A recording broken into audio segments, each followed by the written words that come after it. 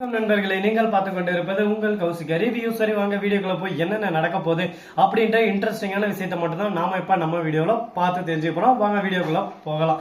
அது மட்டும் இல்லாம நம்ம தலைவன் அப்படியே தீபக் இருக்காருல, அவரு என்ன பண்றாரு அப்படின்னு சொல்லிட்டு பார்த்தீங்கன்னா அவரோட ஒவ்வொரு மூவும் அழகா சும்மா நம்ம மல்லியும் விஜயும் காப்பாற்றணும், இந்த கேஸ்ல இருந்து இனிமே எந்த ஒரு எவிடன்ஸும் கிடைக்கூடாது, எல்லாத்தையும் ஒரு பக்கம் மல்லிக்கும் விஜய்க்கும் ஆதரவா நம்ம ஏற்படுத்தணும் அப்படின்னு சொல்லிட்டு ஒரு முடிவு எடுக்கிறாரு. முடிவு எடுக்கிறதோட மட்டும் இல்லாம ஒரு ஒரு இடத்துக்கும் போயிட்டு எல்லாமே நோட்டை விட ஆரம்பிக்கிறாங்க. ஏன்னா நம்ம வெண்பாவை கடத்த அந்த முதல் கொண்டு இந்த சுடரை கொலை பண்ணாங்கல்ல, அது வரைக்கும் எல்லா எவிடன்ஸும் தெரிஞ்சாகணும் எப்படி இருந்தாலும். ஏன்னா எந்த ஒரு எவிடன்ஸும் நம்ம சாதாரணமா விட்டுறக்கூடாது.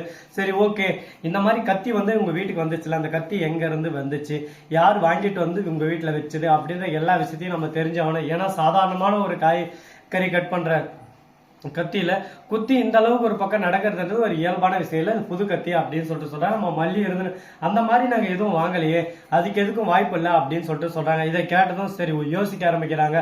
சரி ஓகே, தீபக் இருந்து ஒரு பக்கம் ஏதாவது சூப்பர் மார்க்கெட் இருக்கும், அந்த கத்தியில வந்து நேம் மென்ஷன் பண்ணிருக்கு, அந்த இடத்துல போய் பாக்குறாங்க. அந்த இடத்துல போய் விசாரிக்கிறாங்க யாருன்னு சொல்லிட்டு பார்த்தா அதுல வந்து ஒரு பர்சன் வந்து முக்கியமா காட்டுறாங்க. அந்த பர்சன் வந்து யாருன்னு சொல்லிட்டு ஒரு பக்கம் தீவிரமா விசாரிக்க ஆரம்பிக்கிறாங்க. திடீர்னு அவனே அந்த சூப்பர் மார்க்கெட்டுக்கு வராங்க. போய் அவன் செவல் மேலேயே நாள் வச்சு ஒரு பக்கம் கேட்க, உடனே அவர் வந்து ஒரு பக்கம் ஐயா சார் எனக்கு எதுக்கு எந்த சம்மந்தம் இல்லை, இது நான் எதுவும் பண்ணல, அது மட்டும் இல்லாம என்னை விட்டுருங்க, நிரபராதி, இந்த மாதிரி கத்தி டெலிவரி பண்ண சொன்னாங்க நான் பண்ணேன், மற்றபடி இதுக்கு எனக்கு எந்த சம்மந்தம் இல்லை அப்படின்னு சொல்லிட்டு சொல்ல உடனே பார்க்கணுமே. சரி ஓகே, அந்த இடத்துல தீபக் ஒரு பக்கம் சைலண்ட் ஆகிட்டு விஜய்க்கு ஃபோன் பண்ணி எல்லாத்தையும் சொல்லலாம்னு சொல்லிட்டு யோசிச்சுன்னு ஒரு பக்கம் சிந்திச்சுன்னு இருக்காங்க. அந்த சமயத்துல விஜய் வந்து திடீர்னு நம்ம தலைவர் தீபக் ஃபோன் பண்ணி எல்லாத்தையும் பேச ஆரம்பிக்காங்க. இந்த மாதிரி ராஜேஸ்வரியை போலீஸ் வர வச்சிருக்காங்க, முக்கியமா தீபிகா தான் வர வச்சிருக்காங்க. ராஜேஸ்வரி எதுக்காக வர வச்சாங்கன்னு சொல்லிட்டு தெரியல. ரகு ராஜேஸ்வரி நம்ம தீபிகா கஸ்டடியில தான் இருக்காங்க. எனக்கு என்னமோ பதட்டமா இருக்கு, இதை வச்சு எதனா ஒரு விஷயத்த மாத்தி அமைக்கலாம்னு யோசிச்சுன்னு இருப்பாங்களோ அப்படின்னு சொல்லிட்டு நம்ம விஜய் வந்து தீபக் கிட்ட கேட்கறாங்க. தீபக் வந்து கண்டிப்பா விஜய்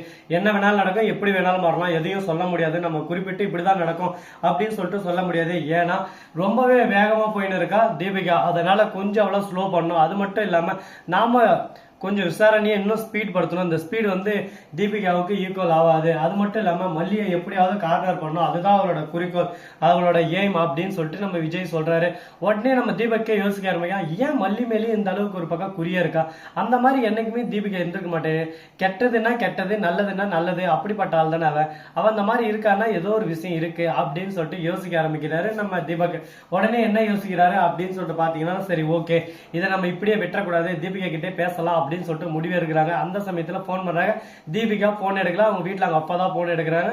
உடனே மல்லின்றவங்கள உனக்கு தெரியுமா அப்படின்னு சொல்லிட்டு கேட்கறாங்க. மல்லியா, அந்த பேரை கேட்டாவே எனக்கு அப்படியே ரத்தமெல்லாம் கொதிக்குதுப்பா அப்படின்னு சொல்லிட்டு ஒரு பக்கம் அவங்க அப்பா சொல்றாரு. என்னப்பா சொல்றீங்க அப்படின்னு சொல்லிட்டு கேட்டதும் உடனே நடந்தது வந்தது போனது சொந்த கதை சோக கதை, அது மட்டும் இல்லாம அவங்க பையன் தினேஷ் இறந்தது அப்படின்னு சொல்லிட்டு எல்லா விஷயத்தையும் இந்த இடத்துல சொல்றாங்க. இதை கேட்டதும் ஒரு பக்கம் பதட்டம் ஒரு பக்கம் பயம் எல்லாமே தீபக் வந்துருச்சு. ஐயோ இவ்வளவு விஷயம் நடந்திருக்கா, ஆனா மல்லிக்கு இதுக்கு எந்த சம்மந்தம் இல்ல, நானும் எத்தனையோ டைம் அவளை சொல்லி பார்த்துட்டேன் மல்லிக்கு இதுக்கு சம்மந்தம் இல்லைன்னு சொல்லிட்டு, ஆனா அவ எதுவுமே கேட்க மாட்டேன்றா, மல்லி தான் இதை பண்ணது, பிளான் பண்ணி போட்டா அப்படின்னு சொல்லிட்டு ரொம்பவே ஒரு பக்கம் ரணகோலத்துல இருக்காங்க. இது எங்க போய் முடிய போகுது எதனா போய் முடிய போகுதுன்னு சொல்லிட்டு தெரியல. ஒரு பக்கம் இப்படிதாங்க ஒரு பக்கம் போயிட்டு இருக்கு. அதே சமயத்துல தீபக்கு சம கோவம் வந்துருது ஒரு பக்கம். உடனே சரி இந்த தீபிகா கிட்ட சொல்லி புரிய வைக்கணும் அப்படின்னு சொல்லிட்டு ஒரு முடிவு எடுக்கிறாங்க. சொல்லி புரிய வைக்க போறாங்களோ, அடுத்து என்ன நடக்க போகுது ஏது நடக்க போகுது அப்படின்ற சுவாரஸ்யங்களோட ஒரு பக்கம் கடந்து போய்கிட்டு இருக்கு. இந்த சுவாரஸ்யம் நிறைந்த இந்த விஷயத்தோட இன்னும் நிறைய தகவலை உங்ககிட்ட பரிமாறுறதுக்கு நான் ரொம்பவே ஒரு பக்கம் ஆர்வமா காத்துட்டு இருக்கேங்க. அது மட்டும் இல்லாம நம்ம வெண்பா குட்டி இருக்காங்கல்ல, அவங்க இருந்து திடீர்னு விஜய் கிட்ட வராங்க. விஜய் கிட்ட வந்து டாடா எனக்கு ரொம்ப கஷ்டமா இருக்கு, மல்லியம்மாவை எதனா பண்றாங்களா, மல்லியம்மா ஜெயில தள்ளுவாங்களா, மல்லியம்மா என்னால இருக்க முடியாது, மல்லியம்மா எனக்கு வேணும் டாடா அப்படின்னு சொல்லிட்டு அழ ஆரம்பிச்சுறேன். எதுக்கும் கவலைப்படாத வெண்பா, எல்லாமே நல்லதான் நடக்கும், மல்லியம்மாவுக்கு எதுவும் ஆகாது, நீ ஏன் பயப்படுற அப்படின்னு சொல்லிட்டு நம்ம விஜய் ஒரு பக்கம் கேட்க, இல்ல அந்த தீபிகா மேடம் வந்து மெல்லியம்மா எதனா பண்றணும், அது மட்டும் இல்லாம ஒரு பக்கம் டான்ஸ் ஆடுன்னு குத்தடி குத்தடி சைலக்கா அப்படின்னு சொல்லிட்டு ராஜேஸ்வரி ஒரு பக்கம் போயிருக்காங்க. ராஜேஸ்வரி அத்த போன வேகத்தை பார்த்தா எனக்கு ரொம்ப பயமா இருக்கு, தீபிகா மேடம் தான் போன் பண்ணாங்க அப்படின்னு சொல்லிட்டு எனக்கு எல்லாமே தெரியும், நீ எதுக்கும் கவலைப்படாத, எல்லாத்தையும் நான் பாத்துக்கிறேன் அப்படின்னு சொல்லிட்டு விஜய் சொல்றாரு. இதை கேட்டதும் சரி ஓகே நம்ம அப்பா சொல்லிட்டாரு இல்ல, இதுக்கப்புறம் எதா இருந்தாலும் பாத்துப்பாரு அப்படின்னு சொல்லிட்டு ஒரு நம்பிக்கையும் ஒரு ஆர்வம் ஒரு எக்ஸைட்மெண்ட்டா நம்ம வெண்பாக்குள்ள வந்துட்டு இந்த இடத்துல இருந்து போறாங்க. போயிட்டு மல்லியம்மாவை கட்டி பிடிச்சிட்டு தூங்குறாங்க. மல்லியம்மா ஒரு பக்கம் ஆனந்தம் ஆனந்தம் பாடும் மனமாசை ஊஞ்சலிலாடும் அப்படின்னு சொல்லிட்டு ஒரு பக்கம் பாட்டை போட்டு குஜாலா மஜாவா இருக்காங்க. இது எந்த அளவுக்கு ஒரு பக்கம் ஒர்க் அவுட் ஆகும் அப்படின்னு சொல்லிட்டு பாத்தீங்கன்னா எல்லாமே ஒரு பக்கம் நல்லதா தான் நடக்க போகுது. இதுக்கப்புறம் என்னென்ன பிரச்சனை எல்லாம் கொண்டு வர போறாங்க, என்ன நல்லா செய்ய போறாங்க அப்படின்னு சொல்லிட்டு பொறுத்து வந்து பார்த்தா தாங்க தெரிய போகுது.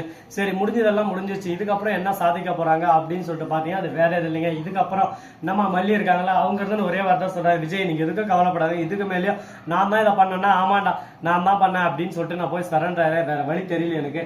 அந்த தீபிகா பொறுத்த வரைக்கும் எப்படியாவது என்ன மாட்டி விட்டுறணும் அப்படின்னு சொல்லிட்டு கங்கனை கட்டுன்னு தெரிஞ்சுருக்கு. அவகிட்ட இருந்து என்னால் தப்பிக்கவும் முடியாது, அவ பண்றதெல்லாம் பார்த்தா எனக்கும் பயமா இருக்கு அப்படின்னு சொல்லிட்டு சொல்லிருக்க.